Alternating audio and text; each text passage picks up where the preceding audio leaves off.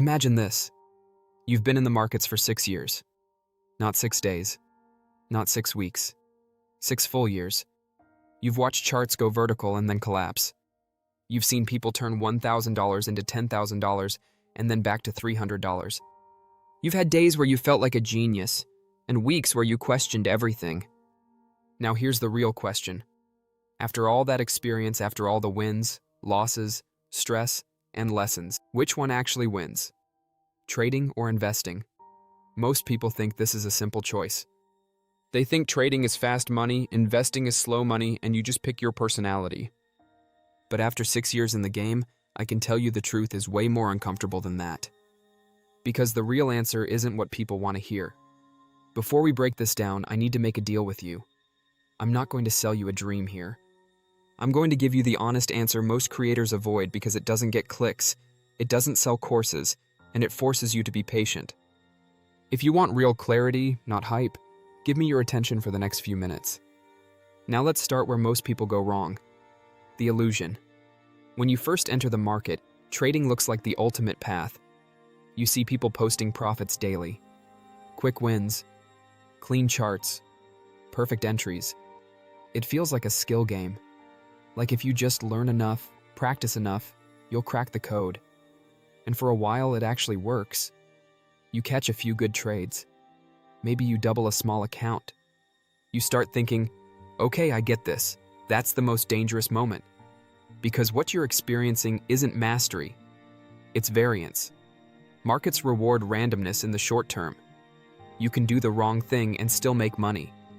And when that happens, your brain locks in the wrong behavior as correct. I've been there. After a few early wins, I genuinely believed trading was the fastest way to financial freedom. But then came the other side. The losing streaks. The days where your setup looks perfect and still fails. The weeks where you give back everything you made. The emotional roller coaster that no one talks about. Because trading isn't just a strategy game. It's a psychological war. Every decision is under pressure. Every loss feels personal. Every win feels like validation. And over time, you start to realize something important. The problem isn't the strategy. It's you. Your discipline. Your patience. Your ability to follow rules when money is on the line. And that's where most traders fail. Not because they're not smart, but because they're human. Now compare that to investing. Investing feels boring at first.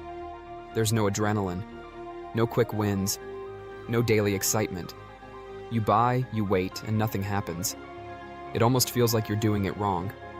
But here's what 6 years teaches you. Boring is powerful.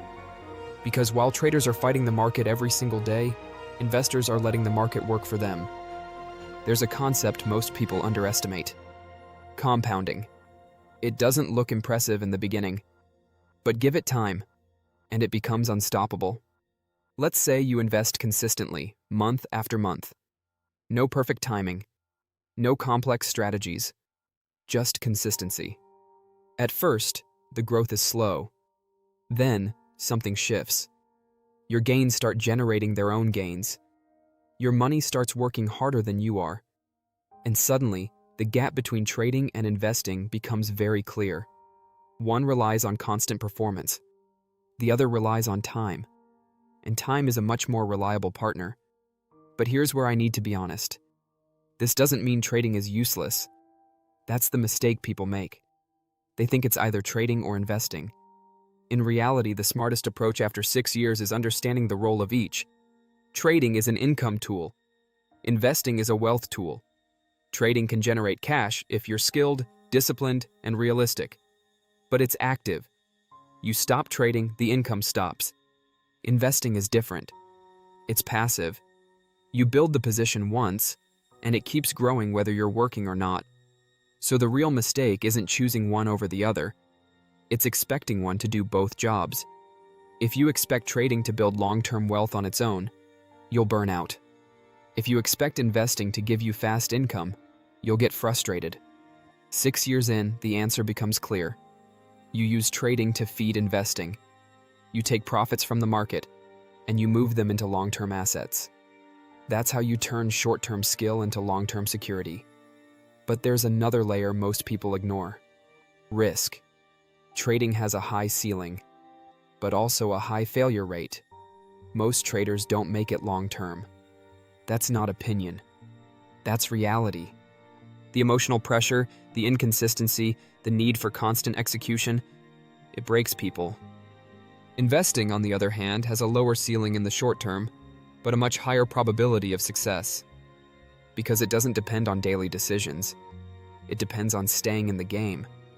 And staying in the game is what actually builds wealth. After 6 years, you stop chasing the highest return. You start respecting the highest probability.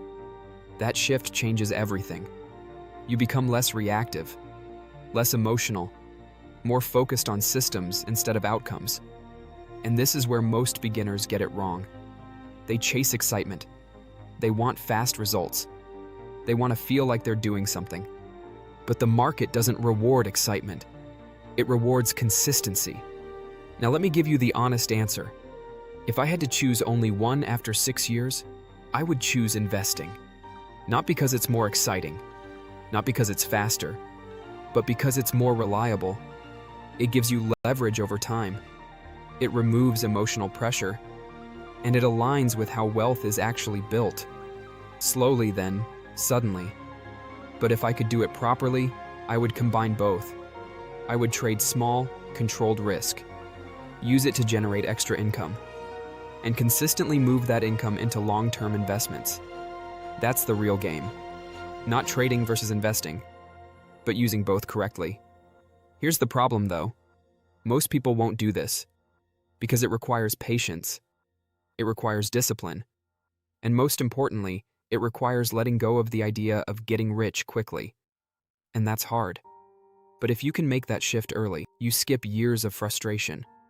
You avoid the cycle most traders get stuck in, and you actually start building something real. So if you're watching this and trying to decide between trading and investing, don't ask which one is better. Ask yourself this instead. Do I want fast results or lasting results? Because your answer to that question will determine everything.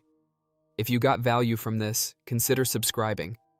And if you want to go deeper, check out the next video where I break down how beginners can actually survive their first year in trading without blowing their account.